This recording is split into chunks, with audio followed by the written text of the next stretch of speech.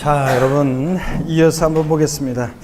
38페이지에 20번 문제 우리가 봤죠? 21번 문제 우리가 가상금, 중가상금에 대한 설명 옳은 거 그랬습니다. 요약집 13에서 14페이지 참조고, 요약집 13에서 14페이지 참조고 한번 봅니다. 가상금, 중가상금. 1번 국세를 안드루 선수 들고 계시네? 자, 고일 드시고요. 충청도 사투리가 굉장히 여러분 느린 것 같지만 충청도 사투리가 굉장히 빠릅니다, 여러분들. 그죠? 굉장히 느린 것 같지만. 그래서 뭐 어떤 분이 돌아가셨습니다, 막 이런 거 할 때, 표준어로.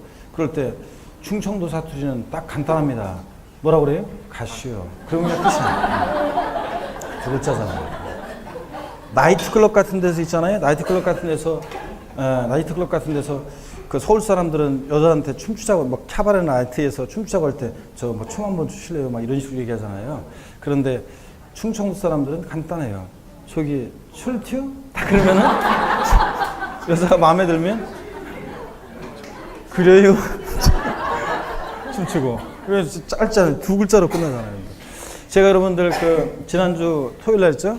노원에서 실제로 본 건데 노원에서 실제로 봤는데 프라이드가 새 차를 뽑았더라고요. 근데 그 차 뒤에다 뭐라고 써붙여고 다니냐면, 제가 여러분들 뭐 그런 거 있잖아요. 뭐 아이가 타고 있어요. 뭐 시각 장애인이 타고 있어요. 그런 얘기 한번 한 적 있죠? 조직폭력부 애들은 뭐라고 써갖고 다닌다고 해서 차 뒤에 행님이 타고 있어요. 이렇게 써갖고 다닌다 했잖아요.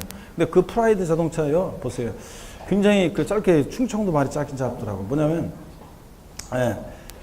what 초보 맞쥬? 이렇게 써 있더라고요. 그러니까 뭐냐면, 이걸 표준어로 하면 이렇게 뒤에서 봤겠지만 내가 초보 운전인 거 맞지 않냐 이런 식의 말을 갖다가 충청 사투리니까 짧게 what 초보 맞지요? 딱 하니까 그냥 끝이잖아요. 그래서 충청 사투리가 제가 항상 느낀 거지만 짧다. 항상 그런 걸 느낍니다, 여러분들.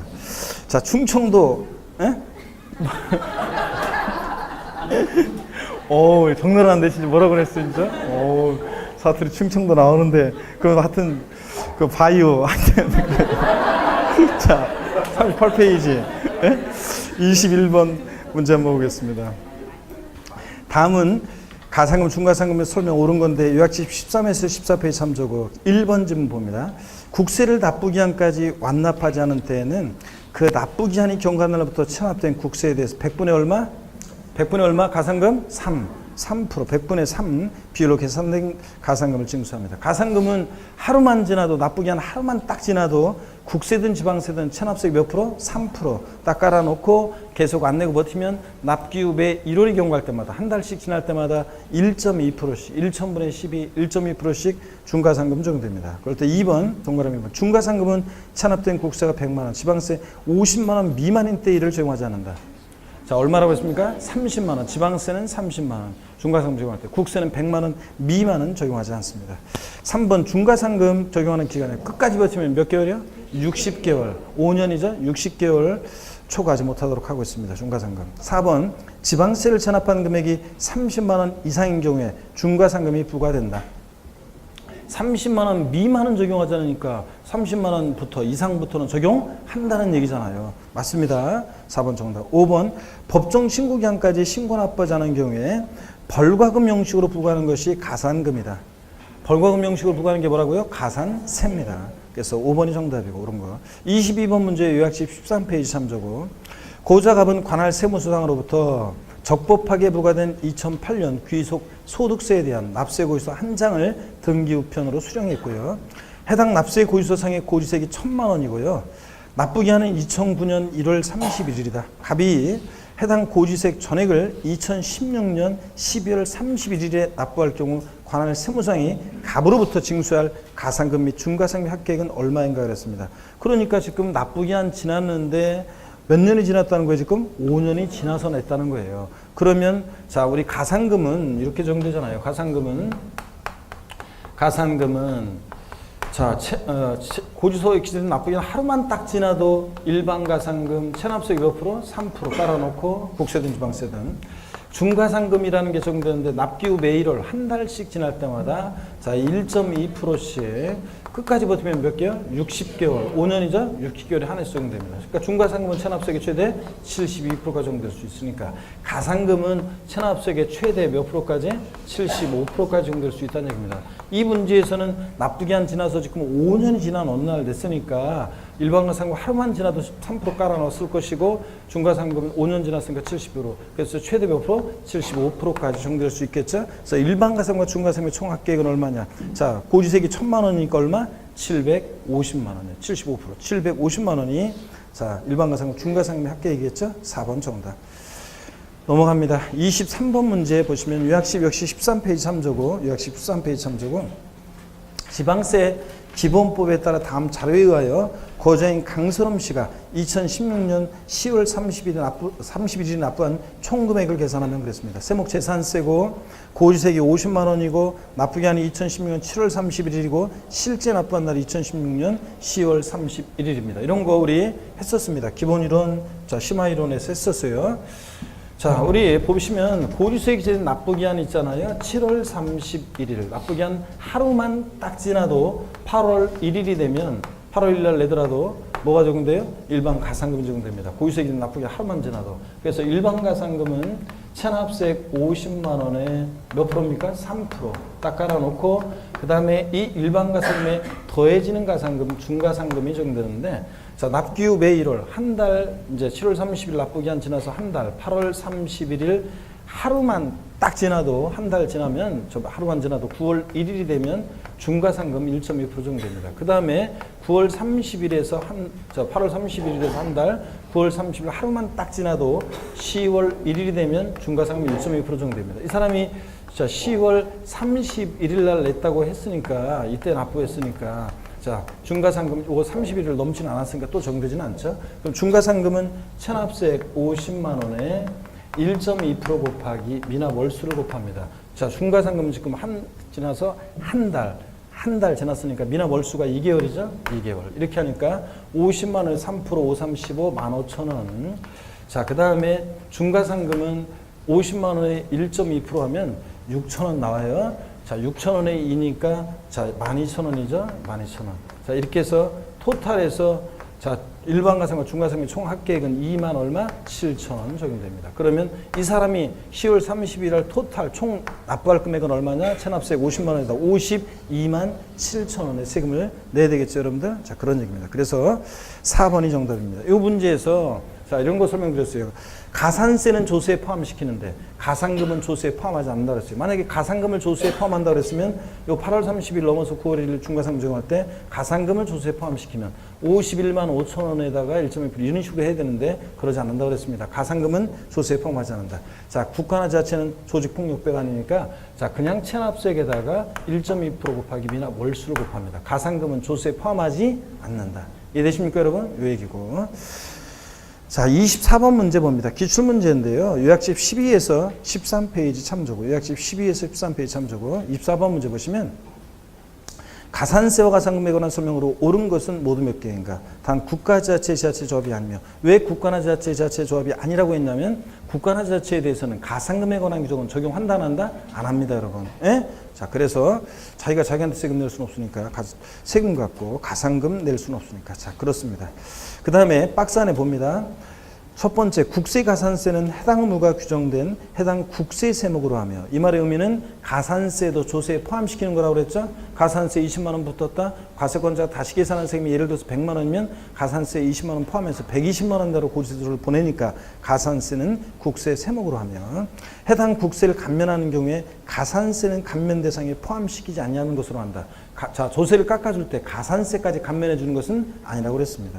두 번째, 국세를 납세고지서상 납부기한까지 완납하지 아니할 때 그 납부기한이 지난 날로부터 체납된 국세 100분의 3, 3% 상당은 가상금을 징수한다. 하루만 지나도 몇 프로? 3% 깔아놓고. 세 번째, 체납된 지방세 중과상금을 가산금에 더해서 징수하는 기간은 몇 개월? 60개월 초과하지 못하도록 하고. 마지막, 체납된 납세고지서별 지방세 세액이 30만 원 미만일 때, 국세는 100만 원 미만일 때 중과상금을 적용하지 않습니다. 이 경우 같은 납세고지서에 둘 이상의 세목이 병기되어 있을 때는 어떻게 한다? 세목별로 따로따로 판단합니다. 재산세 고지서에 재산세 얼마, 자, 병기세인 지역자원시설세 얼마 나와 있으면 따로따로 판단하는 거지 합산하지 않습니다. 다 맞잖아요. 그래서 모두 옳습니다. 이해 이 문제가 출제됐을 때 수강생들이 또 많이 또 의외로 다 배운 건데도 의외로 틀렸어요. 그래서 어떤 분들이 있었냐면 내가 얘기 듣기로는 다 골랐더니 5번 4개가 다 옳은 거 5번을 골랐다가 있잖아요. 나중에 저 답을 검토하면서 있죠. 답을 검토하면서 아이고 왠지 하나가 다 옳은 건데 왠지 하나가 틀린 게 있을 것 같은 느낌이 있어가지고 4번으로 딱 바꾼 사람, 막판에 답 바꾸면 안 되는데 이게 틀린 사람도 있었다고 얘기 들었습니다. 하여튼 자기 자신을 믿어야죠. 다 옳습니다. 25번 문제 우리 납세문은 추상적으로 성립하고 구체적으로 확정이 되고 확정된 납세문 소멸하는 과정을 거칠 때 소멸 사유에 관한 문제입니다. 요약집 16페이지 참조고 자, 16페이지 참조고 보겠습니다. 먼저 소멸 사유에 해당하면 O 아니면 X를 외칩니다. 납부 O죠? 네, 납세문 소멸하고. 납세자 사망 X입니다. 죽었다고 본인이 해결되는 거 아니죠? 세금 낼 게 있는데 안 내고 주면 상속인이 승계되니까 X. 결손 처분 X입니다. 자, 세금 납세자가 행방불명 어디 간지 알 수 없거나 납세자가 뭐 세금을 안 내고 버티고 있는데 압류를 하려고 했는데 아무것도 없어요. 집행할 재산 전혀 없이 무자력입니다. 이럴 때 일단 결손처럼 넘어갔다가 다시 나타나거나 세금 부과할 재산이 압류할 재산이 생기면 그때 지체 없이 부과하니까 결손처분 아니고 소멸사유. 부과 취소요. 세금 부과를 취소하면 소급표가 있죠. 처음 세금 부과했을 때로 소급해서 효력이 샥 없어져. 취소 소멸사유고. 제척기간 만료. 5. 세금 부과할 수 있는 법정 기간을 정해놨죠. 그렇지 않으면 30년 전, 20년 전 얘기 들먹거리면서 내가 세금 덜 낸 게 있거나 안 낸 게 있다고 세금 내라고 하면 골치 아프잖아요. 법적 안정성을 위해서 세금 부과할 수 있는 법정 기간 정해놨고 그 제척 기간 만료하면 납세문 소멸합니다. 부가 철회 X죠. 거기서 보냈는데 주소 불분명히 있어 도달이 안 되면 거기서 보냈던 거 철회 걷어들였다가 주소 확인되면 다시 보내죠. 그러니까 철회는 소멸 사유가 아닙니다. 취소가 소멸 사유지. 충당 자. 국세나 지방세 환급금 돌려받을 것과 이번에 낼 세금 중에서 서로 상계 처리되어지면 상계 처리되어지는 만큼 납세문은 세금이 충당되어졌다고 하고 충당되어지는 만큼 납세문은 소멸합니다. 제가 저희 부모님 댁 세금을 대신 내준다고 그랬잖아요. 그죠? 효자들. 그랬잖아요. 그래서 돈은 받는다고 그랬죠? 돈은 받고. 근데 부모님 댁에 날라온 안내문을 보니까 지자체에서 30원의 세금을 이번에 환급받을 게 있는데 이번에 낼 세금 중에서 30원만큼을 세금에 충당했다 이런 안내문을 받았다고 그랬죠? 그럼 30원만큼은 납세문과 소멸하니까 이번에 낼 세금 중에서 30원 뺀 나머지만 납부한다. 이런 얘기 해드렸죠? 충당도 소멸사유고. 소멸시효 세금을 부과할 수 있었음에도 불구하고 국가나 자체가 나한테 세금을 부과하지 않고 일정한 시간이 지나면 시효가 완성하죠. 납세무 소멸합니다. 더 이상 부과할 수 없죠. 그래서 이렇게 해서 소멸사유 5가지 납부, 충당, 부과권의 취소, 제척기간 만료, 소멸시효 완성 아닌 거 3가지하고 반드시 비교합니다. 넘어갑니다. 자, 우리 납세무 소멸 사유, 소멸에서 사유에서 제척기간과 관련한 얘기. 자, 26번 문제 별표시 하나 하시고 요약집 16페이지 참조고. 자, 2016년 개정세법 내용이죠. 지방세기본법상 납세무자가 법정 신고기간까지 취득세 과세면 신고서를 제출하지 않는 경우. 자, 지방세부가 제척기간을 이를 부과할 수 있는 날부터 몇 년간인가 그랬습니다. 몇 년입니까? 7년이죠. 우리 지방세 제척기간은 10년, 7년, 5년이라고 그랬습니다. 그럴 때 사기쳤을 때 10년. 자, 또 지방세 그리고 또 이제 물론 상속이나 증여를 원인으로 취득했는데 무신고한 경우 사기친 것과 똑같이 10년. 또 부동산 실명법에서 실권리자가 사실상 취득하는 경우 이것도 자 무신고의 경우 10년 사기친 것과 똑같이. 자, 지방세 무신고 작년에는 취득세나 등록면에서 무신고가 5년이었고 지방소득세, 지방소비세 무신고가 7년이었는데 올해 전부 다 몇 년은 통일됐다? 7년이에요. 그래서 취득세 무신고 7년입니다. 27번 문제는 뭐 국세 사기치면 10년 이거 보시는 거고 28번 문제 요약집 17페이지 참조입니다. 지방세 소멸시효 기간과 5억 원 이상의 국세에 대한 소멸시효 기간으로 각각 옳게 적용된 거예요. 자, 소멸시효 기간. 지방세는 금액 상관없이 무조건 몇 년이라고 그랬어요? 5년. 그러니까 행사자면 시효 완성하고. 국세 5억 원 미만의 국세는 몇 년? 5년. 5억 원 이상의 국세는 몇 년? 10년입니다. 이런 거. 자, 그 다음에 29번 문제 요약집 16페이지 참조고 요약집 16페이지 참조고 지방세법상 부과권의 제척기간과 징수권 소멸시효에 대한 설명으로 옳지 않은 거 그랬습니다. 자, 먼저 1번 보시니까 국세부가의 제척기간이란 국세부가의 법정 존속기간을 말하며 징수권의 소멸시효란 지자체가 징수권을 일정 기간 행사하지 않으면 권리를 소멸시킨 제도인데 2번 국세부가의 제척기간은 권리관계를 조속히 확정시킨 것이므로 국세징수권 소멸시효와 동일하게 진행기간에 중단이나 정지가 있다 없다 그랬어요? 없다고 그랬습니다. 법률관계를 조속히 확정시켜야 되는데 중간에 멈췄다가 시작하고 뭐 이러면 되겠어요, 여러분들? 제척기간은 중단과 정지가 있다 없다? 없습니다. 소멸시효 같은. 그래서 2번 정답입니다. 없고. 3번 국세징수권 소멸시효 중단 사유는 대개 세금 나라는 액션이 있을 때 소멸시효 중단합니다. 납세고지, 독촉, 납부채고, 교부청구, 압류 같은 거. 세금 나라는 액션 다 외울 필요는 없어요. 이런 게 있을 때 세금 나라는 액션이 있으면 중단합니다. 소멸시효 중단은 이런 거라고 했어요. 3년의 소멸시효가 진행되고 있었는데 압류나 교부청구, 납부채고, 독촉 이런 게 있으면 소멸시효 중단합니다. 그러면 처음부터 이전 거 없어지고 시효가 새로이 예를 들어서 5년 진행해서 5년 새로이 시효가 진행합니다. 중단은 처음부터 새로이 시효가 진행한다는 게 특징입니다. 43페이지 4번 국세징수권의 소멸시효는 분납기간, 증수의기간, 찬합소멸 유예기간, 연부연납기간, 세무공무원이 국세징수법에 따른 사행위 취소의 소를 제기해서 소송이 진행 중 기간, 채권자 대위 소송을 제기해서 소송이 진행 중 기간, 무슨 기간 동안에는 어떻게 한다? 진행되지 않습니다. 정지예요. 근데 이게 소멸시효 정지 사유인데 정지는 요 기간 동안만 시효 진행되고 있다가 요 기간만 정지했다가 다시 이어서 시효가 진행합니다. 이게 정지고 이어서 진행하는 거고 기간만 정지했다가 근데 중단은 처음부터 세율의 시효가 진행하는 거고요. 자, 5번 지방세 징수를 목적으로 지자체 권리 행사할 때부터 지방세는 금액 상관없이 무조건 몇 년? 5년입니다. 5억 원 미만이든 5억 원 이상이든 무조건 5년 소멸시효. 넘어갑니다. 44페이지 30번 문제 별표시합니다. 요약집 16에서 17페이지 참조고요. 자, 요약집 16페이지를 잠깐 한번 보겠습니다. 요약집 16페이지를 잠깐 봅니다. 16페이지 보시면 납세무 소멸 사유 아까 말씀을 드렸고 아닌 것도 말씀드렸습니다. 기본적으로 알고 계셔야 되고 제척기간 양가로 2번 의 설명드렸고 세 번째 줄에 제척기간에는 세 번째 줄 끝에 정지나 중단, 소멸시효 같은 정지나 중단이 적용된다 안 된다? 안 된다. 자, 동그라미 2번 국세 제척기간 그리고 가로 안에 상속세와 증여세를 제외한 제척기간 이렇게 가로 혹시 나와 있는 사람은 가로를 지워버리라고 그랬죠? 제목에서 가로를 안 보이게 지워버리라고 그랬습니다. 안 보이게 지워버리고. 자, 국세 제척기간은 10년, 7년, 5년입니다. 일반적으로. 자, 근데 상속증여세나 부담보증여시 양도세, 그냥 양도세는 10년, 7년, 5년인데 제척기간이 부담보증여시 양도세는 증여세 규정을 따라가서 상속증여세와 똑같이 부담보증여시 양도세는 15년, 15년, 10년이라고 했습니다. 절 보세요. 위치로 이렇게 15년, 15년, 10년이요. 자, 그랬을 때 국세 일반적인 양도세 같은 국세는 사기치면 10년, 무신고 7년, 기타의 사유 5년입니다. 근데 부담증여시 양도세 같은 얘네들은 증여세와 똑같이 얘네들은 15년 사기쳤을 때, 무신고했을 때도 특이하게 몇 년? 15년. 10년. 그래서 기타의 경우 15년, 15년, 10년입니다. 지방세 제척기간 10년, 7년, 5년인데 사기쳤을 때 역시 지방세도 10년입니다. 또 상속증여를 원인으로 취득하거나 했을 때 무신고하거나 디귿번 올해 2016년 개정세법이죠. 자, 부동산 실명법에서에 따른 명의신탁약정으로 실권리자가 사실상 취득하는 경우인데 무신고한 몇 년? 여기 사기친구와 똑같이 10년. 그 다음에 위 니은과 디귿 이외의 경우로서 납세자가 법정 신고 기간까지 신고세를 치러하지 않는 경우. 자, 지방세 무신고는 무조건 몇 년이다 이제? 7년. 자, 그 다음에 나머지 사유 5년입니다. 징수권 소멸시효 17페이지.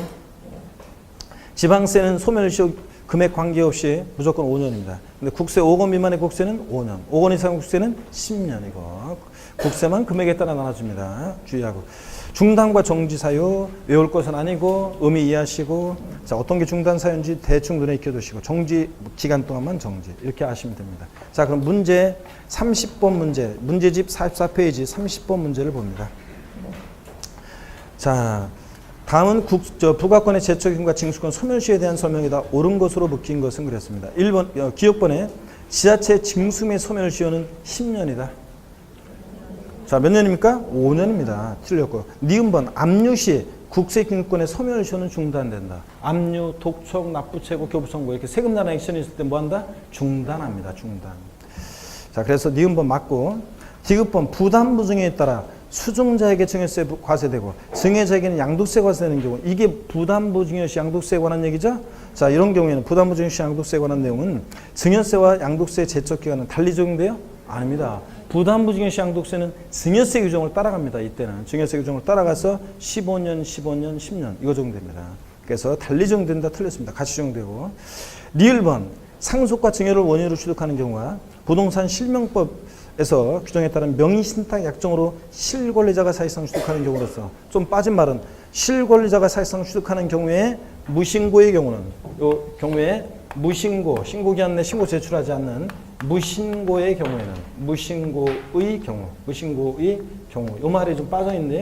요 말을 집어넣습니다. 정확히 얘기하면 그 동그라미 리을번에서 세 번째 줄에 하여튼 사실상 취득하는 경우에는 그 다음에 무신고의 경우 지방세 제척 기간은 몇 년? 10년. 요거 2016년 개정세법.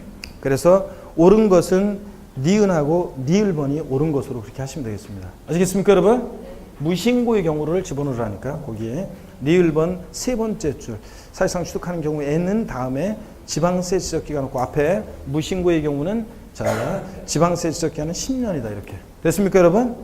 31번 문제 별표시합니다. 요약집 45페이지 참조고, 요약집 45페이지 참조입니다. 우리, 자, 기한후 신고라는 것은, 수송신고라는 것은 지방세 기본법에 규정이 되어 있는 건데, 제 요약집 45페이지 보면 기한후 신고가 나와 있죠, 여러분들? 자, 요약집 45페이지에 기한후 신고가 나와 있습니다. 자, 기한후 신고 나와 있는데, 한번 뭐 그럼 볼까요? 요약집 45페이지를 먼저 요약집 45페이지 기한후 신고 봅니다. 자, 지방세 기본법상 기한후 신고는 원래 조세 총론에 있어야 되는데 자, 조세 총론에 있어야 되는 거지만 취득세하고 같이 공부하라고 여기다 나왔습니다. 대상자 법정 신고기한까지 신고서를 제출하지 아니한 자가 하는 겁니다. 신고기한 내 신고서를 제출한 자에 한하여 할 수 있다 이렇게 나온 적이 있는데 틀립니다. 자, 그 다음에 신고기한 내 신고하지 않은 자가 뒤늦게 신고를 하면 혜택을 주겠다는 건데요. 자, 동그라미 2번 신고납부 세목 중에서 납부할 세금자 또는 환급받을 세금자 모두 이 말은 모든 신고납부하는 세금은 다 기한후 신고할 수 있다고 그랬습니다. 취득세는 되는데 등록물세는 기한후 신고 규정 적용 안 된다 그러면 틀리고요. 신고기한 언제까지 할 수 있냐? 지자청이 과세액을 뭐 할 때? 결정하여 통지하기 전까지 할 수 있습니다. 거기서 날라오기 전까지. 신고납부 절차 기한후 신고서를 제출한 자로서 납부할 세금자는 그 세액을 납부해야 한다 돼 있는데 이게 개정됐다고 그랬죠? 그 세액을 다음에 그 첫 번째 줄 끝에 그 세액을 다음에 이 말이 빠져 있죠. 그 세액을 다음에 말하자면 작년까지는 이런 말이 있었어요. 기한후 신고할 때 납부할 세액 있는 자는 그 기한후 신고와 동시에 세액을 납부해야 한다 이렇게 돼 있어야 됩니다. 근데 그 세액을 다음에 기한후 신고와 동시에 근데 이 동시에 규정이 삭제됐다고 했죠, 그래?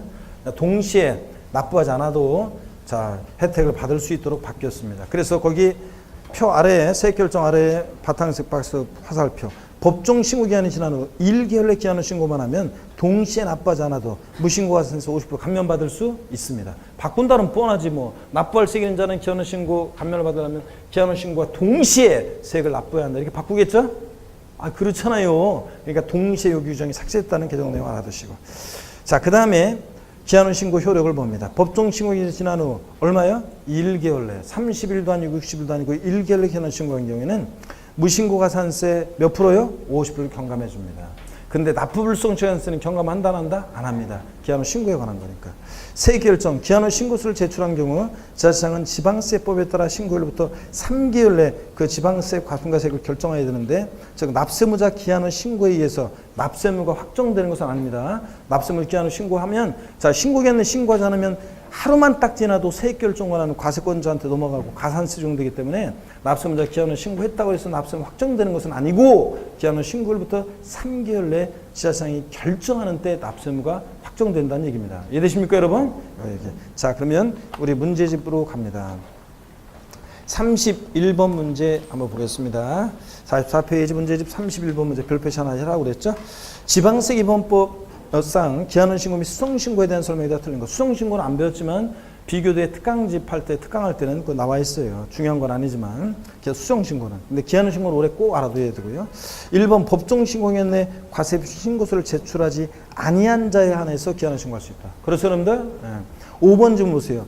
근데 수성신고라는 것은 법정 신고기한까지 신고서를 제출한 자가 하는 게 수성신고예요. 신고기한 내 신고서를 제출했던 자가 뒤늦게 신고기한 지나서 나 지난번에 적게 신고했는데 이런 게 수성신고입니다. 기한후 신고는 신고기한 내 신고서 제출하지 아예 아니한 자가 뒤늦게 하는 게 기한후 신고고요. 아시겠습니까 여러분? 2번 기한후 신고는 지자청이 지방세법에 따라 지방세 과금가세액을 과산세 포함한 금액을 결정하여 통지하기 전까지 할 수 있습니다. 거기서 날라오기 전까지요. 거기서 받아버리면 못하고요.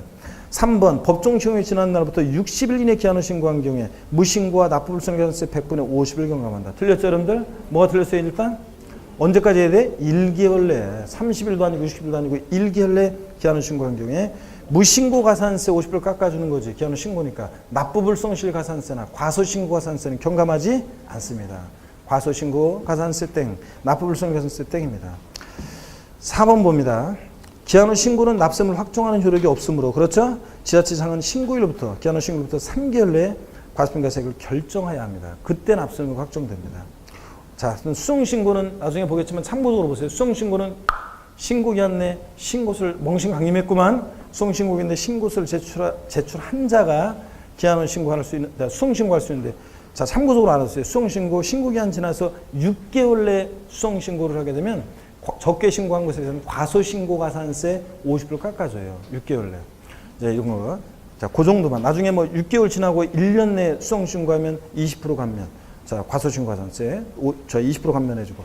2년 내 1년 지나고 2년 내 수성신고하면 10% 감면해주고 그런 게 있어요. 수성신고는. 근데 이건 참고적으로 그냥 보시는 거고. 하여튼 기한후 신고, 신고기한 내 신고 제출하지 아니한 자가 하는 거고, 요거 동시에 규정 삭제됐다는 거. 신고기한 지나서 1개월 내 기한후 신고하면 어떤 혜택이 있다? 무신고가산세 50% 감면이고 납부불성가산세는 경감한다 안 한다? 안 한다. 아시겠습니까 여러분? 요거 넘어갑니다. 32번 문제는 체크할 필요도 없고요. 우리가 아까 제2찬압세금을 지는 경우가 있잖아요. 그 중에 이런 게 있어요. 비상장법 요약집 10에서 11페이지에 나와 있는 내용인데 요약집 11에서 11페이지 나와 있는데 문제는 뭐 체크하지 마시고 요약집 10에서 11페이지 보면 자, 비상장법인이 세금을 주된 납세자인데 세금을 납부하지 않으면 부족 부분에 대해서 제2찬압세무자가 정해져 있는데요. 비상장법인이 세금 안 냈을 때는 그 비상장법인의 무한책임사원이나 자, 과점주주가 세금을 납부할 의무를 져야지. 보충적으로 제2찬압세무자로서. 그럴 때 제2찬압세금을 부담하지 않는 자가 그랬었는데 이런 식으로 나왔어요. 문제가 몇 년 전에. 근데 또 출제 가능성은 낮고요. 3번 질문을 보면요. 이거 문제를 거의 센스 있는 사람들은 상당히 많이 맞췄어요. 3번을 보시면 비상장법인의 발행주식 총수의 100분의 50의 주식에 하는 권리를 실질로 행사하는 자. 자, 과점주라고 하려면 뭔가 잘 몰라도 과점주주 나오고 그러려면 뭔가 50% 이런 거 나오면 50% 어떻게 돼? 초과하는 자가 과점주지. 자, 그러니까 50%딱 100분의 50이라고 했으니까 이게 왠지 냄새가 나죠? 그래서 이걸 딱 찍고 넘어가서 맞춘 사람들이 많이 있었습니다. 하여튼 자, 비상장법인의 제2찬압세무자는 누가 되냐면 무한책임사원이나 자, 과점주주인데 과점주라면 주주인과 그와 친족관계 있는 자들 주식 합쳤을 때 몇 프로? 50% 초과 보유하는 주들을 말합니다. 똑같아요. 취득세에서 배운 것과. 넘어갑니다. 33번 문제 사업양수인의 제2찬압세무자는 여러분이 그냥 문제 읽고 자, 정답 보면서 한번 읽어보세요. 여러분들. 47페이지 자, 제3장 국세 및 지방세 자, 우선권입니다. 자, 요거 별표시 여러분들, 두 개였죠? 국세 및 지방세 우선권, 요 제목 자체는. 1번 문제 별표시 하시고요. 요약시 17에서 18페이지 참조고, 근데 국세 및 지방세 우선의 원칙과 예외는 심화이론 때 5, 6월 달에 처음 배웠는데, 여러분이 아직 참 낯설은 분들이 계셔가지고, 요약시 17페이지를 먼저 보겠습니다. 보고서 문제를 풀어볼게요. 요약시 17페이지를 봅니다. 고개 한번 드시고, 어깨를 앞으로도 돌리고, 뒤로도 돌리고, 아이고. 자, 알아서 프리스타일로 몸을 좀 풉니다, 여러분들. 자, 몸을 좀 푸시면서 한번 보겠습니다. 아이고. 자, 뭐 문제풀이 시간 되니까 이제 과정 7을 들어오니까 이제 학원마다 보면은, 이제 그 2차 포기하는 사람들이 있어가지고 아예 이제 포기가 안 들어오더라고요. 아예 이제 포기하는 사람들이 있고. 그래서 하는데 항상 뭐 제가 얘기합니다. 2차 세법 시간에 수업 들어오는 사람이 올해 요 옆에 부페에서 올 저 가을에 합격자 모임할 때 같이 저희들이랑 같이 합격자 모임에 사진을 찍을 사람들입니다. 여러분들. 자, 그래서 뭐 여기 그렇고 꼭 특강 같은 거 하면 지난번에도 말씀드렸지만 특강하면 꼭 합격할 사람들이 꼭 특강 듣지. 진짜예요, 진짜. 공부 좀 된 사람들이 꼭 특강. 공부 불안해. 예. 그래가지고 이런 사람들이야말로 미리 특강을 좀 들어야 되는데 그런 사람들은 꼭 안 듣고. 예. 세법도 이렇게 지금 물론 이제 불가피하게 또 뭐 사정이 있어서 동강으로 열심히 공부하는 사람들이 있긴 있습니다. 뭐 자 하루 빠지거나 아니면 특별히 뭐 저 동강으로 일단 어떻게 수업이 안 들어도 보는 사람도 있습니다. 그런 분들은 뭐 예외가 있어가지고 그런 분들 몇 분 있어요. 그래가지고 나중에 합격자 모임 때 뭐야 수업 안 들었더니 한동안 안 보였는데 어떻게 됐어? 그러면 다 동강으로 봤어요. 이런 사람들이 있어요. 그래서 이제 그런 분들이나 그렇지 않고 아예 안 보이는 사람들은 그것도 아니면서 안 보이는 사람들은 자 내년에 다시 볼 사람들이고 그래서 올해 이제 합격자 모임에 얼굴 볼 사람들은 세법을 보면 알 수 있어요. 아니 진짜예요. 최종 합격자는 세법 시간에 그 얼굴들을 보면 그 알 수 있습니다. 아니 진짜예요. 제가 항상 한마다 제가 느끼는 것 같아요. 합격자 모임 가가지고 세법 시간에 마지막에 과정 갈수록 마지막에 안 보이는 사람이 그 나오는 경우는 저 합격자 모임에 나오는 사람은 진짜 몇 사람 안 된다고 그랬습니다. 뭐 동강으로 들었었거나 아니면 뭐 하여튼 특별한 거의 없습니다. 하여튼 그것만 내 분명히 협박 아니 협박을 합니다, 여러분들. 자, 아니 뭐 그 통계가 그렇다는 거예요. 자, 17페이지에 10번 테마 별표시 2개고 자, 요약집 봅니다. 국세 및 지방세 우선권. 1번에 국세 및 지방세 우선권이에요. 양가로 1번. 국세나 지방세 가산금 체납소음 비용. 체납자 예산을 압류, 운반, 보관, 매각하는 데 소요된 비용인 체납소음비는 다른 공과금 기타 채권에 우선해서 징수가 됩니다. 그렇죠, 여러분들? 채무자 예산이 공매나 경매에 넘어갔을 때 우선해서 가져갑니다. 이런 것들이. 근데 얘네들 사이의 징수 순서가 작년 시험에 물어봤었는데 정답 질문으로 옳은 거 고르는 문제에서 옳은 거로 나왔었어요. 체납소음비 1등이고 얘네들 사이에서 우리가 얘네들을 지방자산세 징수금 또는 국세 징수금이라고 할 때 얘네들 체납소음비 1등, 그 다음에 2등이 지방세나 국세입니다. 국세와 지방세는 순위가 같아요. 동순위예요. 국세라고 해서 지방세보다 우선하고 그러잖아요. 그리고 가산금 순서입니다. 그런데 옛날에는 체납소음비 1등, 2등 가산금, 3등 지방세 이런 순서였는데 지금은 체납소음비 1등, 2등은 지방세 또는 국세고 가산금 이런 순서로 정해진다는 거. 조세들 상호간에는 누가 우선하느냐? 담보자 반환 조세가 1등이에요. 2등이 압류 치고 들어간 조세, 3등이 달라고 교부 청구한 조세 순서입니다. 어떤 게 먼저 집행하기가 좋은지를 생각하시면 돼요. 담보된 조세 1등, 압류한 조세 이런 순서로 그 다음에 교부 청구한 조세 순서입니다. 국세 및 지방세 우선권의 예외예요. 직접 경비 우선, 공익비용의 우선을 봅니다. 강제 집행 경매 또는 파산 절차한 재산 매각에 소요된 비용은 국세가산금 또는 체납소음비에 우선합니다. 자. 이걸 강제 집행 절차에 넘겨서 경매 절차에 넘겨서 이것을 매각을 해야지 누구라도 한 푼 가져가니까 채권자 모두를 위한 공통의 비용이기 때문에 이 공익비용이 모든 것들을 위해서 최고 1등입니다, 이게. 그래서 이게 무조건 1등입니다. 그래서 공익비용, 이게 국세가산금 또는 체납소음비 우선한다. 무조건 1등이고요. 그 다음에 2번 선집행 지방세 공과금의 가산금과 체납소음비 우선. 먼저 집행 치고 들어간 지방세에 붙어있는 또는 공과금에 붙어있는 가산금이나 체납소음비가 우선합니다. 주의를 보세요. 이 규정은 지방세나 공과금 자체가 국세보다 우선한다는 규정이 아니라 먼저 집행 치고 들어간 지방세나 공과금에 붙어있는 그 가산금과 체납소음비가 국세보다 우선한다는 규정이고요. 넘어갑니다. 양가로 2번 피담보채권의 우선. 여기 부분을 이제 잘 보셔야죠. 시험은. 자, 피담보채권의 우선 이 부분에서 양가로 2번 내용을 알고 있는지를 몇 번 물어봤습니다. 뭐 동그라미 1번 법정기일 전에. 법정기일이라는 게 뭐냐? 저당권이나 질권에 등에 담보되는 피담보채권과 조세채권 사이의 우선 여부를 정하는 날인데 그 바탕색 박스에 보니까 법정기일이 신고 납부하는 세금은 신고일, 신고 납부할 때는 신고일을 법정기일로 하고요. 고지서를 통해서 징수할 때는 고지서 발송일이요. 도달일이 아니라 고지서 발송일을 도달일이 아니라 발송일을 법정기일로 합니다. 그래서 다시 올라가서 동그라미 1번. 이 법정기일 전에 신고일이나 고지서 발송일 전에 설정된 전세권이나 질권, 저당권에 담보되는 채권이 자, 국세나 지방세 또는 가산금보다 어떻게 한다? 우선 변제됩니다. 법정기일 전에 설정된 저당권 등에 담보되는 피담보채권은 조세채권보다 우선합니다. 다만 얘네들도 체납소음비보다는 우선하지 못하고요. 자, 화살표 지방세의 경우는 읽어보면 세 번째 줄에 확정일자를 갖춘 임대차 계약 증서상의 보증금이 조세채권보다 우선한다는 얘기 읽어보시고요.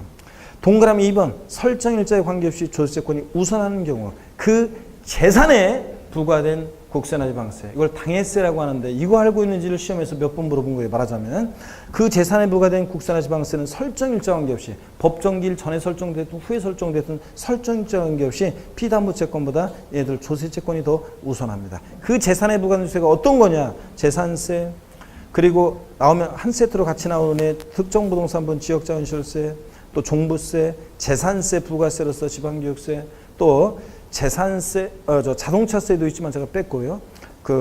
또 상속증여세요. 주로 그 보유하는 재산에 부과된 재산세들이죠. 재산세, 지역자원시설세, 특정부동산분 한 세트, 그리고 종부세, 또 재산세, 부가세로서 지방교육세, 또 상속증여받은 재산에 부과된 상속증여세. 얘네들은 그 재산에 부과된 조세들로서 설정일자 관계없이 법정기일 전에 설정된 피담보채권, 저당권 등에 담보된 피담보채권보다 항상 얘네들이 어떻게 한다? 우선합니다.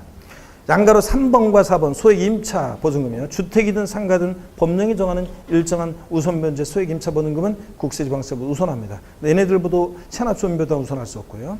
양가로 본 임금채권의 우선 변제 소액 임금채권이요. 최종 3개월분 임금채권은 국세나 지방세보다 우선합니다. 근데 얘네들도 체납조민보다는 우선할 수 없고요. 그러면 동그라미 2번 나머지 일반 임금채권이 문제라고 했어요. 잘 보세요. 월임금이 100만 원씩인데 총 임금 채권이 1000만 원이에요. 그러면 3개월분 300만 원은 무조건 우선합니다. 나머지 700만 원 기타 임금 채권은 어떻게 되느냐면 순서가 얘는 저당권이나 질권 등에 담보되는 피담보 채권보다 우선할 수 없어요. 그래서 바로 근데 피담보 채권 바로 뒤따라서 일반 임금 채권은 피담보 채권이 국세지방세보다 우선하면 덩달아 같이 우선하고 바로 뒤따라서 국세지방세보다 피담보 채권이 후순위면 덩달아서 바로 후순위로 밀립니다. 아시겠습니까 여러분? 바로 뒤따라서. 그 얘기가 동그라미 2번 일반 임금 채권의 기억번 니은번의 얘기입니다. 아시겠습니까 여러분? 항상 일반 임금 채권은 뭘 따라다닌다? 피담보 채권. 그러면 19페이지 자 기본 이론할 때는 제가 쭉 시바 이론할 때 판서를 해드리는데 오늘 바로 보겠습니다. 19페이지 표를 보시면서 자 저당권 등에 담보되는 피담보채권과 지방세, 조세채권과의 관계 오른쪽을 먼저 봅니다.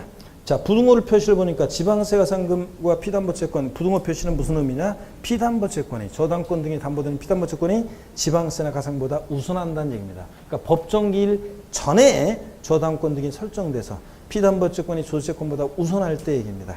그럴 때 징수 순서 1등, 2등, 3등은 딱 정해져 있다고 했어요. 1등 공익비용 또는 체납존비가 무조건 1등입니다.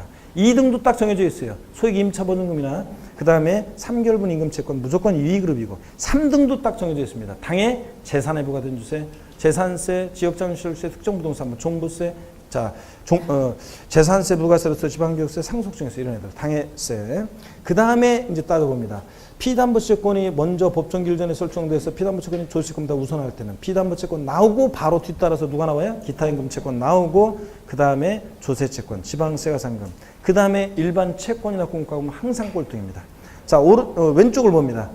이것은 부등호 표시 의미는 법정기일 이후에 저당권 등이 설정됐어요. 법정기일 이후에 저당권이 설정돼서 피담보채권이 지방세 같은 조세채권보다 우선할 수 없을 때 봅니다. 순서 1등, 2등, 3등은 똑같습니다. 딱 정해져 있고요. 4등, 자 조세채권이 우선해 법정기일 이후에 저당권이 설정돼서 그럼 지방세 가상금 나오고 그 다음에 피담보채권 나오고 바로 뒤따라서 누가 나와요? 기타임금채권 나오고 그 다음에 일반 채권이나 공과금 맨 꼴등입니다. 아시겠습니까 여러분? 그러면 이걸 바탕으로 문제를 한번 풀어보겠습니다. 문제를 풀어보시면 자 문제집 우리 47페이지입니다. 문제집 47페이지 1번 문제 보겠습니다. 요약시 17에서 18페이지 참조고 별표시라고 그랬고 자 1번 문제 다음은 국세 우선권에 대한 설명이다. 이 중 틀린 거 그랬습니다. 1번에 그 재산에 부과된 국세는 그 재산에 부과된 국세면 종부세나 상속증여세를 말하는 거죠. 그 재산에 부과된 국세는 전세권, 질권, 저당권에 담보된 채권에 우선한다. 설정일자 관계없이 무조건 그 재산에 부과된 세가 우선한다고 그랬잖아요. 3위그룹 애들. 맞고 2번 국세 지방세가 상금 체납존비는 다른 공과금 기타 채권에 우선해서 징수된다. 이게 국세 지방세 우선의 원칙이죠? 맞고 매각대금에서 3번 최종 3개월분 임금 또 최종 3년간의 퇴직금 재보상금은 저당권에 담보된 채권보다 우선한다. 얘네들 최종 3개월분 임금 채권 같은 애들은 항상 2그룹이라고 그랬죠? 그러니까 우선하고 4번 무신고한 소득세 법정기일은 해당 세액의 납세 고지서 도달일이며 신고한 부가세에 대한 법정기일은 그 신고일이다. 법정기일 나왔다. 신고납부할 때는 신고일인데 고지서를 통해서 자 신고납부하는 세금도 양도세 같은 애들도 무신고해서 고지서를 통해서 징수할 때 법정기일은 고지서 발송일입니다. 도달일이 아니고요. 그래서 틀린 것은 무신고했을 때 법정기일은 이제 고지서를 통해 징수하니까 그 납세고지서 발송일입니다. 도달일 틀렸습니다. 4번 정답이고 5번 주택임대차보호법에 의한 우선변제 임차보증금은 상가든 주택이든 우선변제 법에 정하는 임차보증금은 2위 그룹이었죠? 국세가 상금에 어떻게 한다? 우선합니다. 2위 그룹이었고 그 다음에 2번 문제 요약집 17에서 18페이지 참조입니다. 납세 의무자의 재산에 대한 국세와 다른 채권의 행사가 양립하면 일반적으로 국세가 우선하지만 다른 채권이 우선하는 경우가 있다. 이에 대한 설명으로 틀린 거예요. 1번 지방세 체납손비는 국세가 상배에 우선한다. 체납손비 또는 공익비용은 무조건 1등이었죠? 네. 2번 주택임차법에 의한 우선변제 임차보증금은 또 이거 국세가 상배에 우선한다. 그쵸? 이익으로. 3번 근로기준법에 의한 소액임금 채권 추정 3개월분은 국세가 상배에 어떻게 한다? 우선합니다. 이익으로. 4번 교부총관 국세는 선 압류한 지방세가 상보다 우선한다. 조세들 상호간에 일단 어떤 게 1등이었어요? 담보된 조세 1등. 2등이 압류한 조세. 3등이 달라고 교부총관 조세 순서였잖아요. 어떤 게 집행하기 좋은 줄 생각해보면. 그래서 교부총관 국세가 선 압류한 지방세 나가상보다 우선할 수 없습니다. 그래서 4번 정답이죠? 왜 아무 대답이 없어요, 여러분들? 대답을 좀 하고 이래야지. 뭐 옳으면 옳다, 틀리면 틀리다. 좀 대답을 해야지 뭔가 좀 저기 하는데 뭐 아무 대답이 없으면 이게 도대체 뭐 알겠다는 거지 모르겠다는 거지. 여러분들 대답을 합니다. 문제 풀면서 집중력 좀 유지되게. 자, 그래서 5번 4번 정답이고 5번 국세와 지방세는 평등주의에 한 동순위 제도를 채택하고 있다고 했습니다. 넘어갑니다. 3번 문제 참고고 4번 문제 뭐 여러분이 보시는 거고 5번 문제 답을 좀 수정해 드립니다. 5번 문제는 답을 좀 수정해 드립니다. 이 문제 잘못되어 있네요. 다음은 국세지방세 우선권에 대한 내용이 더 옳은 거 그랬는데 정답 및 해설에 1번이라고 답이 되어 있는데요. 답 없음으로 고쳐놓으세요. 1번을 지우고 해설 정답 및 해설에 아래 그 정답 및 해설 있잖아요. 아래 정답 및 해설에 5번은 1번이라고 되어 있는 것을 답 없음으로 고칩니다. 답 없음으로 해놓고 5번 문제 1번 옳은 거라고 했는데 1번 지문을 보겠습니다. 국세가 상금 체납손비는 다른 공과금 기타 채권에 우선해서 징수한다. 여기까지 맞죠? 근데 이 경우 징수 순서는 체납손비, 가상금, 국세 순서로 한다 그랬습니다. 들렸죠 여러분들? 체납손비 1등이고 그 다음에 2등이 뭐라고요? 예? 국세나 지방세고 그 다음에 가상금 순서잖아요. 그래서 1번 틀렸습니다. 그래서 이거 답 없음으로 해놓고 그렇게만 지나갑니다. 문제 됐고요. 자 넘어갑니다. 어디로 가시냐면 6번 문제를 보겠습니다. 6번 문제 요약집 17페이지 참조고요. 작년에 이제 맨날 했던 거고 작년에도 문제집에 있었던 거고 요약집에서 강조 드렸던 건데 작년 시험에 이거 알고 있는지 옳은 거 골라라 문제에서 이게 이제 알고 있는지 묻는 문제였습니다. 지방세 기본법에 의해 지방세를 징수하는 경우 그 순서로 옳은 것은 어떤 게 1등이라고요? 체납손비 1등. 2등이 어떤 거라고요? 지방세. 3등이 어떤 거라고요? 가상금 순서입니다. 자, 그래서 4번이 옳습니다.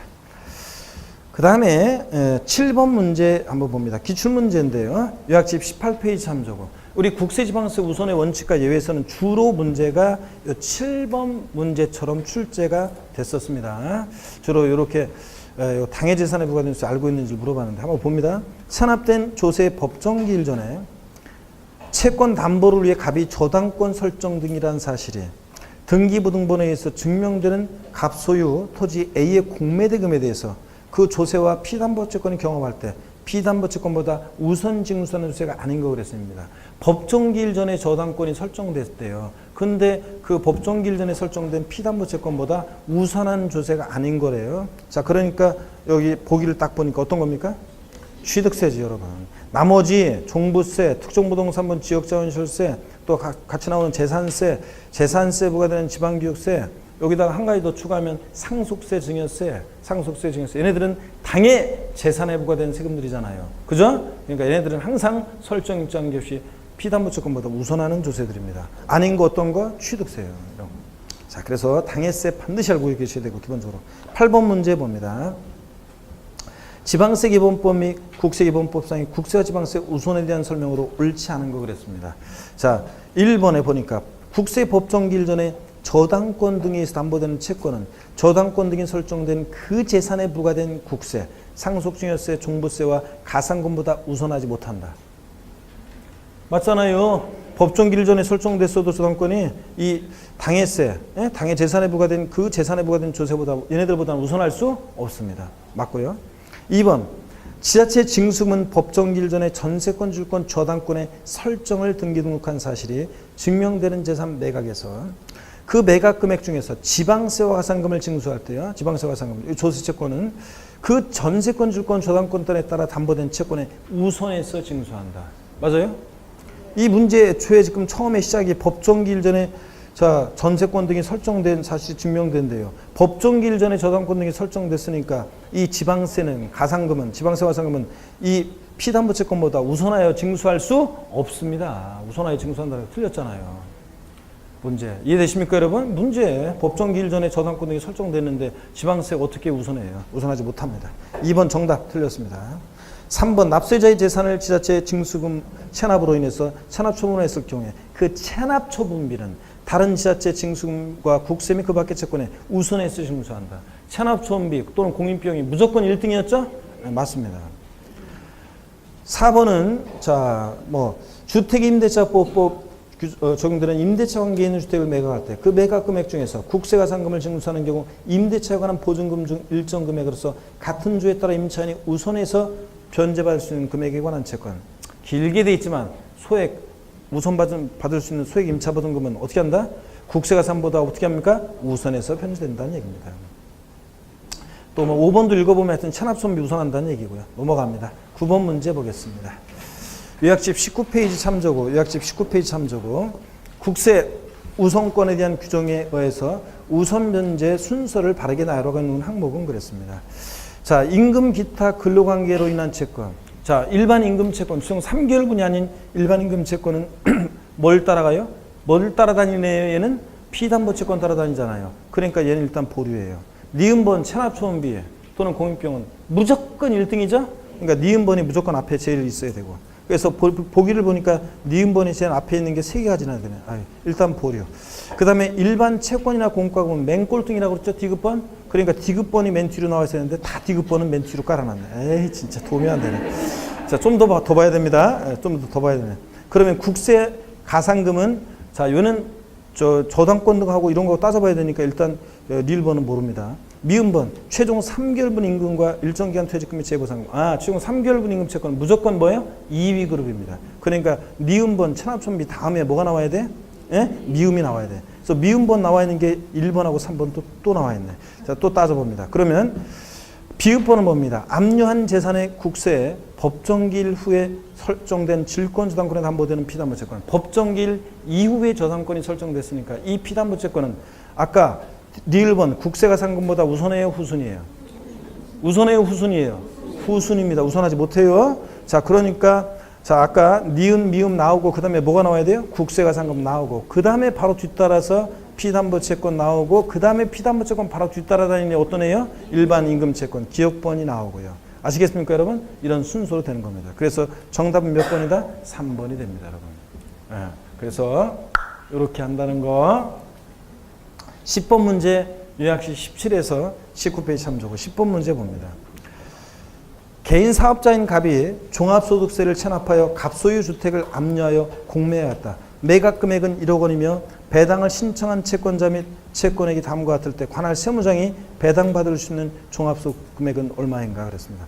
딱 보니까 자, 재산 매각했을 때 종합소득세로 가져갈 수 있는 금액이 얼마냐? 즉 국세나 이 종합소득세 세금 조세채권보다 우선해서 먼저 가져가는 것들을 빼고 매각대금 1억 원에서 그 종합소득세 얼마나 가져가느냐 그런 얘기입니다. 자, 박스에 보니까 첫 번째 주택임대차보호법에 따라 우선 변제받는 임차인의 임차보증금 일정에 우리 소액 임차보증금은 무조건 2위 그룹이었죠?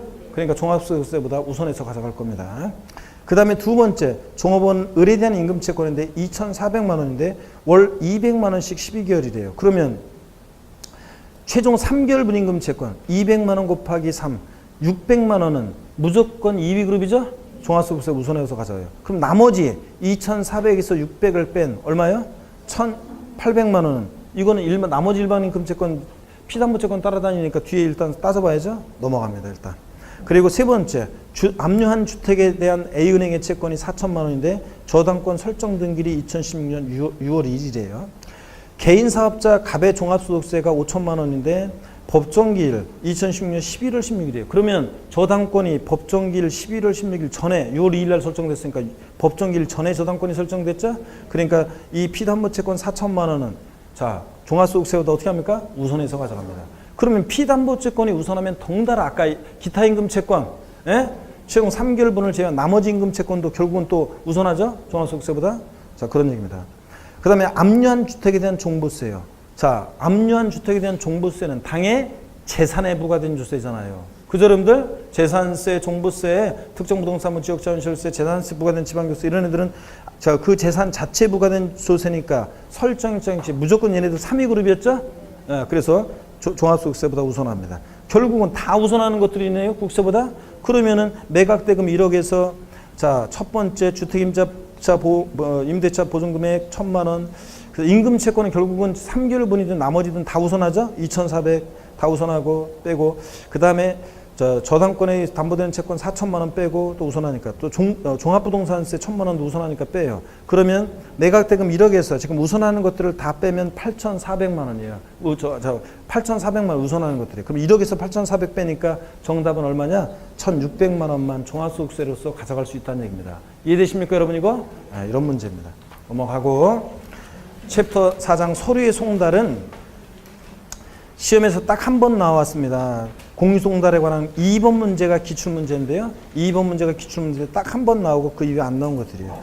자, 여러분이 문제 읽고 정답 보고 해설을 보면서 1번 문제를 한번 풀어보시면 돼요. 읽어보시면 대충 이게 뭔지 감 잡게 돼요.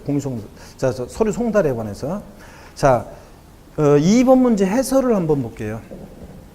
2번 문제 해설을 보면 자, 55페이지입니다. 2번 문제 해설을 보면 서류의 송달은 교부 주는 거예요. 서류 송달할 때 이렇게 와서 이렇게 줘요. 교부 송달이 있고 우편으로 보내는 우편 송달이 있고 전자적 방법에 의한 인터넷 등에 의한 전자 송달에 의한 방법이 있습니다. 이메일 같은 거로 송달에 의한 방법이 있습니다. 다만 다음의 경우는 공시 송달을 할 수 있다. 공시 송달이라는 게 자, 반보라든가 일간 신문에 보면 예? 주간 신문은 안 되고 일간 신문으로 우리가 공시 송달이라는 거 할 수 있는데 자, 널리 이렇게 알리는 게 공시잖아요. 공시 널리 알려서 알리는 방법으로 송달 보내는 거예요. 자, 그래서 주로 일간신문이나 관보에 하게 되는데 주간신문 아니고 그럴 때 어떤 경우에 할수 공송달을 할 수 있느냐. 기업번, 주소 또는 영업소가 국에 있고 그 송달이 곤란해요. 니은번, 주소 또는 영업소가 분명하지 않아요. 뭐 이런 경우는 어쩔 수 없이 이제 공송달합니다. 신문 같은데.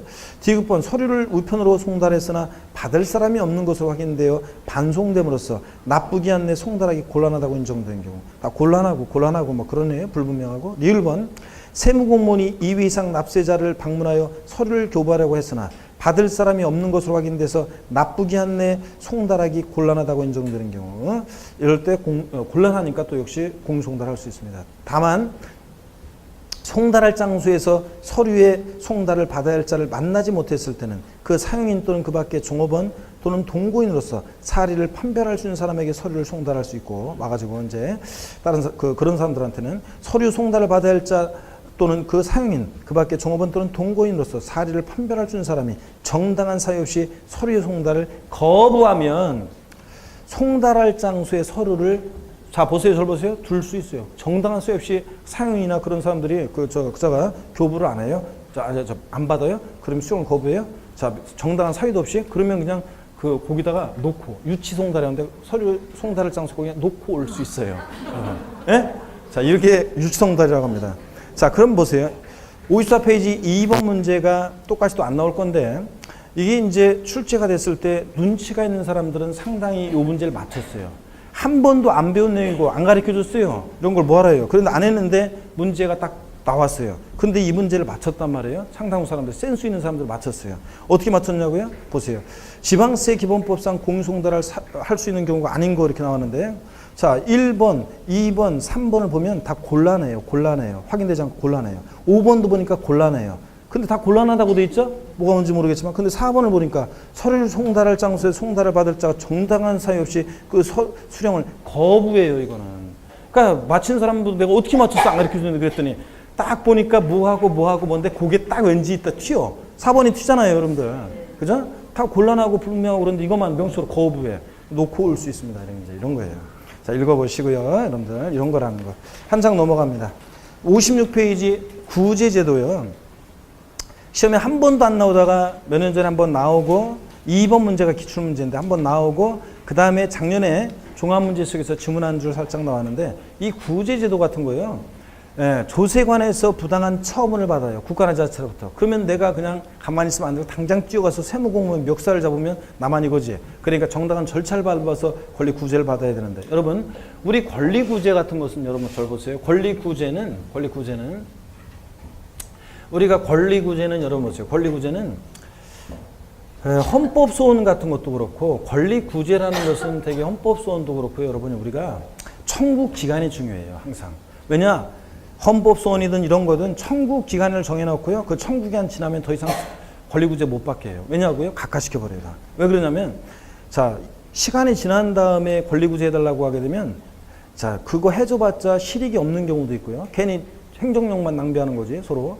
자 그리고 또 권리 구제 해주려고 그랬더니 너무 오래돼가지고 증거 자료가 없어가지고 어떻게 해줄 수 있는 방법이 없어요. 그거 권리 구제를 하고 온갖 노력을 다 하지만 별거 힘만 들고 그런 경우가 있어요. 그런 것 때문에 권리 구제는 항상 뭐가 중요하냐? 청구 기간이 중요하다고 제가 이 구제 제도는 면피용으로 이렇게 한 번 정도씩 이렇게 딱 한 번 1년 강의하는 중에 딱 한 번 정도만 면피용으로 이렇게 슬쩍 알려드렸어요. 그 청구 기간이 중요하다는 거. 그래서 한번 볼까요? 우리가 조세관에서 부당한 처분을 받아요. 그럼 납세무자는 봅니다.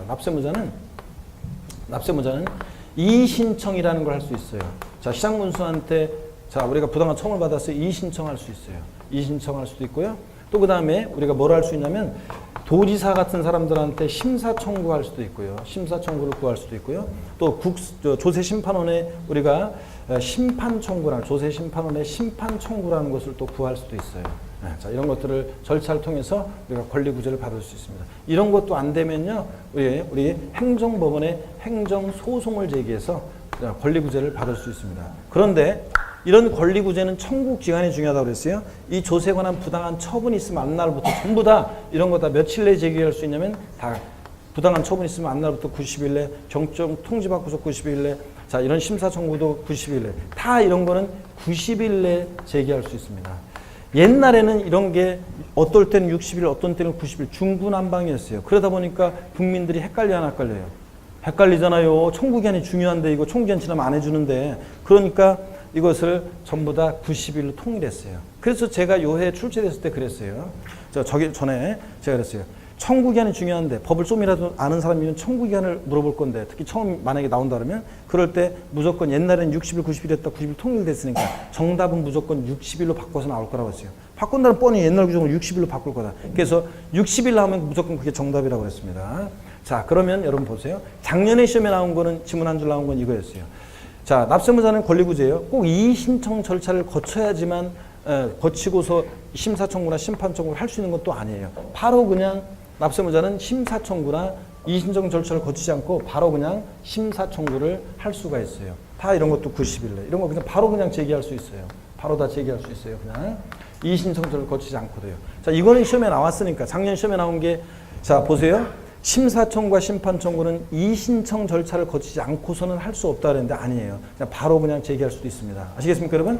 자, 그러면 90일 숫자도 나왔고 그 다음에 이제 이런 걸 이의신청 걸치지 않고도 바로 할 수 있다는 게 시험에 나왔어요. 그럼 또 이제 만약에 혹시라도 나올 가능성 낮지만 혹시라도 권리구제에서 시험에 나온다면 이거예요. 이제 뭐냐면요. 이 심사청구와 심판청구는 중복청구가 안 돼요. 요거는 자. 심사 청구도 받고 심판 청구도 받고 안 돼요. 자, 심사 청구 이의신청하고 심사 청구 받았다 그러면 행정소송 이런 식으로 하나만 받을 수 있지 두 개 다 중복해서 받을 수는 없다. 요거 나오면 이제 요거밖에 나올 게 없어요. 아시겠습니까, 여러분? 그리고 기간 나오면 다 며칠이고 90일이고. 자, 그러면 일단 문제 2번 문제를 한번 살짝 볼게요.